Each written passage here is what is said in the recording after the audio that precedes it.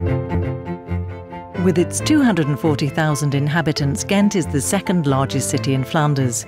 It's a historical city with a rich cultural heritage, and like Leuven, it's an important university city. Ghent played a leading role in the development of an integrated and efficient urban renewal policy in Flanders. Ghent was one of the first to make its city centre traffic-free and ensure that water played a major role in the city. These two interventions had an unbelievably dynamic effect. In this way, the Town Council of Ghent promoted the quality of life and gave the city back to its citizens. This dynamic quality can still be felt today. No fewer than 20 different urban renewal projects have been set up, from the construction of a new multifunctional football stadium to significant investments in the development of the train station Ghent St. Peters to the urban renewal of the deprived districts of Ghent. Since the early 1990s, the city of Ghent has decided to carry out ambitious urban renewal projects in the 19th century densely populated ring, following the redevelopment of the historical city centre. These were projects such as bridges to Rabot and oxygen for the Brugse Poort. As a result of industrialization, there was enormous expansion in Ghent in the 19th century. Large plots of cheap and inferior labourers' houses were built around the old inner city, close to the factories. This area, known as the 19th century ring, has many problems because of the density of the buildings and the ageing housing stock. There are no open spaces, green spaces or community facilities. The land has been historically polluted, the level of education is lower than average, and there's a high rate of unemployment.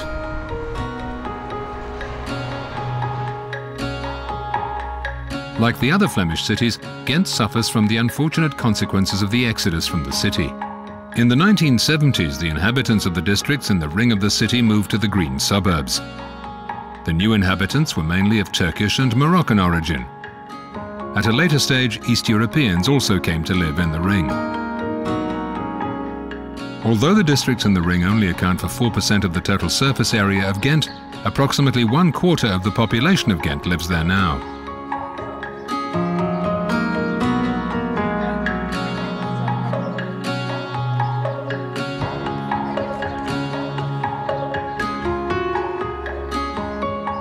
Ghent has discovered that the renovation of districts is a complex process which requires an individual approach for every district.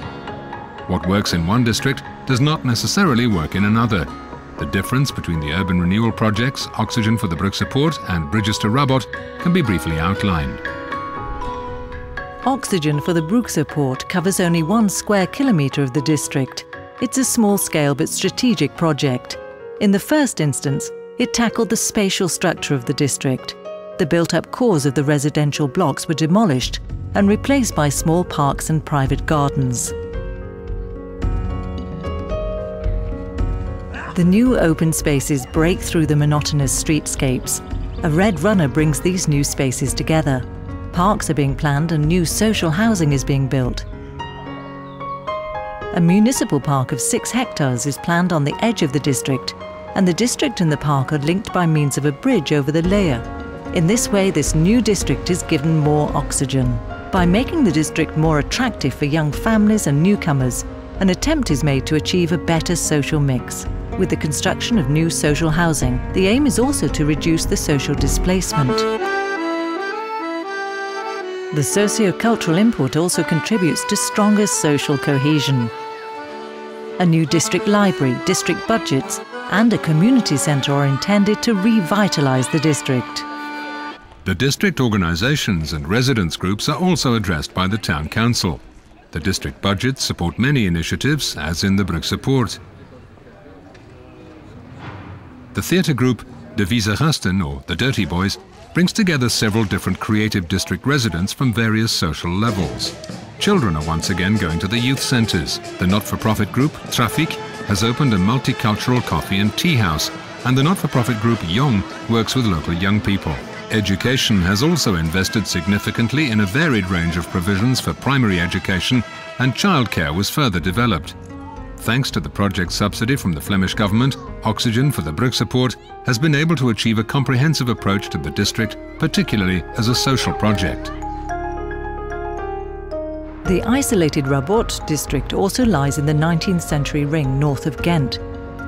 The district consists of small, rather unattractive houses around decaying factories and is separated from the city by the Blaisante West, a wide dual carriageway, and is shut off from the north by the connecting canal. The quality of life there is abominable. The city considered the construction of a new court of justice to be a suitable opportunity to upgrade the district. Linking it to the urban renewal project, it's removing the district from its social and architectural isolation. The city is also ensuring its accessibility and the use of the district by its residents.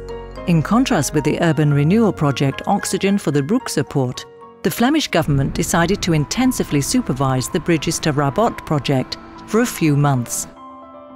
The concept study resulting from this was an important guideline for the many large and small projects situated in the site. As a priority, there was a study of the spatial and functional cohesion in the area itself and the link with the city centre. The new tram bridge and the cycling and pedestrian bridge linking the part of the city north of the connecting canal were already planned at that time. A shopping complex with social housing above it is being built next to the bridge. The redevelopment of the site on Gasmeterlaan is an important part of the Bridges to Rabot project. The city bought the seriously polluted municipal gas site and wants to develop a new residential area with shops and public green space. The gas factory was demolished, but the two protected gas plants will remain and be integrated in the project. The old flour factory, Nieuwe Molens, is being given a new function and being turned into a residential complex. The energy objectives for the new district are being raised by building 184 passive and approximately 300 low-energy homes. At the same time, it's the largest project in Flanders. The city of Ghent will provide scientific support for the initiative and achieve it in cooperation with a private project developer. The city also bought the adjacent site where Alcatel Bell was established and demolished the buildings. This empty site was given a temporary new use in anticipation of the construction work. The completion of the Bridges to Rabot project has not been completed yet. Nevertheless, the interventions have already significantly improved the district. The various investments amounting to a total of €22 million will put one of the poorest districts of Ghent back on the map.